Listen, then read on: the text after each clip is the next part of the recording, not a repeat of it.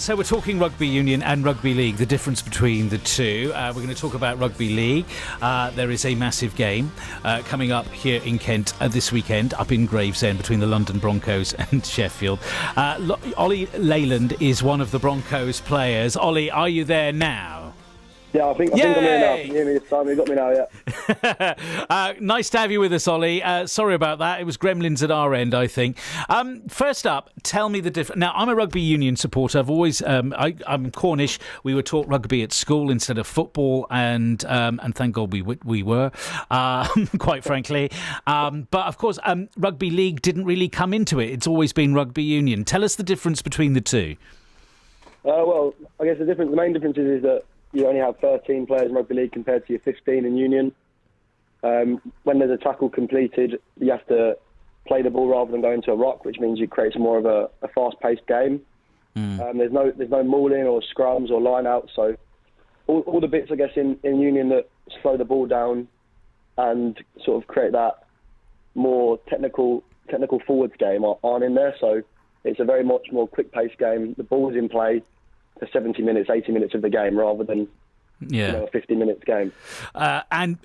Yes, so much pacier. That was the first thing that I was going to say. And I know sometimes in rugby union they deliberately want to slow up play.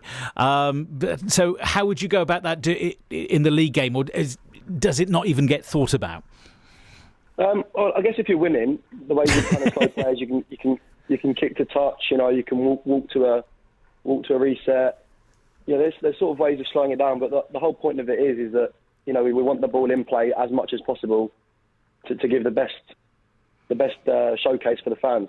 Well, that's it exactly. It's because of that pace. It's a really exciting game to watch. Why do you think traditionally down here it's union that's been the supreme one, and league hasn't been as popular? Is it just the fact that perhaps that there isn't the opportunities down here, or haven't been in the past?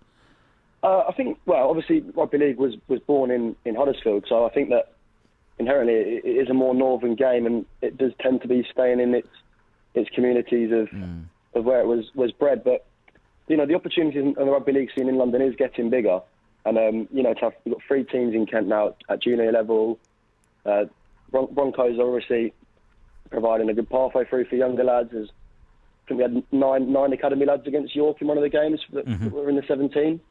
And Scholars are doing all right. They've just won 3 out of their last 4 in North London as well. So it is growing down here, and there is opportunities, but that's why it's so important that this Kent game happens and is a success, because it just gives another branch to the tree of London Rugby League. Yeah, no, it certainly does. Why did you take it up, Oli? So I was also a union player.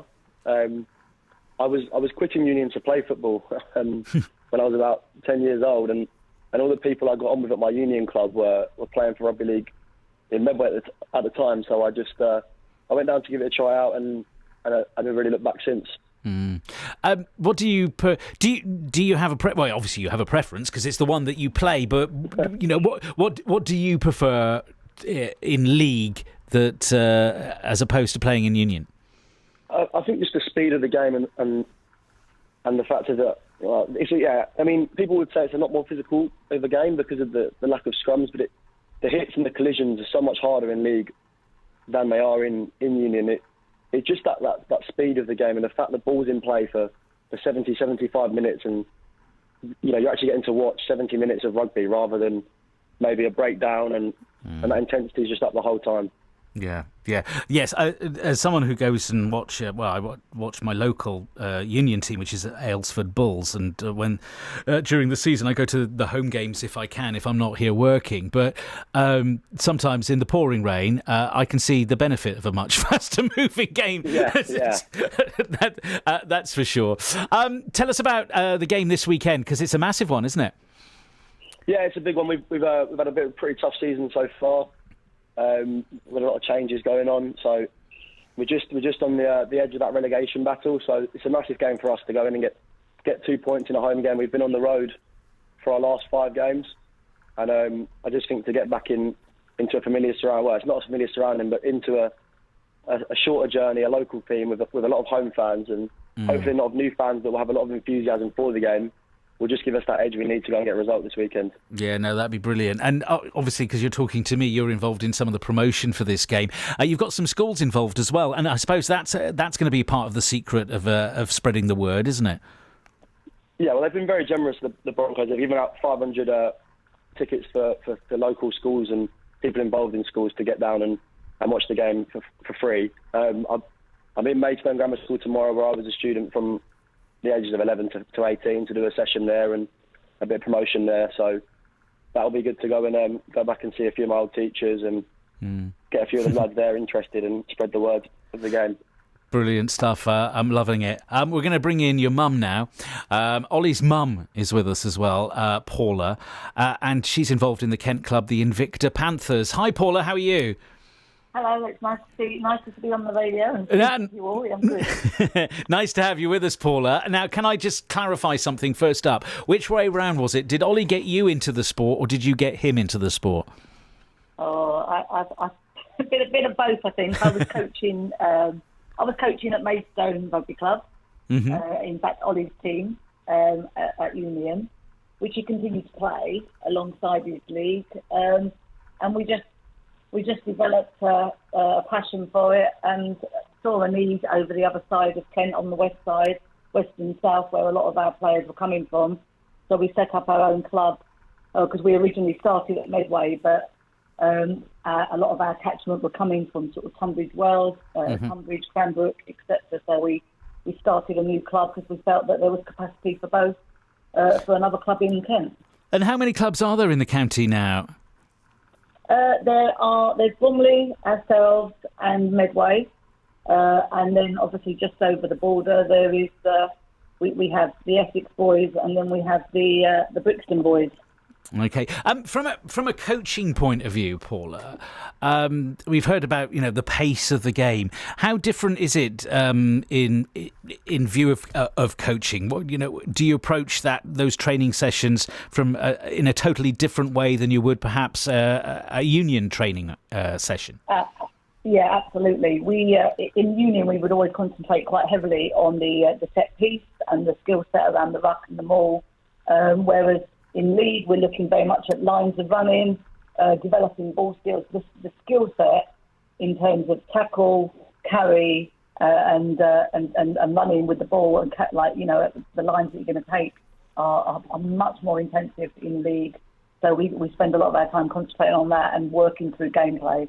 Love it. Well, I'm a rugby fan anyway, and you're selling me on the league. I have to say, it is sounding good. And I suppose for you, you've got a proper vested interest in the game on Sunday, because not only do you have Oli, but you've got his brother in the squad as well. Yes, that's been a real buzz for us as a family. Bill played his first game with his brother against York a few weeks back, and proud moment for us. Bill's working hard. Obviously, he had a year left in the academy because of the COVID situation, so he did well to still progress into the first team setup. And he's playing reserves and pushing to that first team slot all the time. Yeah, no, I'm sure they are. And like I said to Oli, Paula, obviously you're in the training side of things, getting kids involved. With rugby, full stop, is brilliant because it's actually really good, not only from a fitness point of view, but also from discipline, but also getting them and realising that there's two different aspects to the game as well, with league and union. No, absolutely. And we started a new 12 league this year, and we started with one player from Ashford. And when I went down to Ashford to meet the coaches and the management there, and slowly but surely there was a drifter effect, and a lot of the Maidstone under-12s then came when their season finished. So it's a matter of us having to sort of work alongside union, because overload of children, when they're young, is something that we're all very aware of. But yeah, it's just giving them another code, another skill set that can run alongside.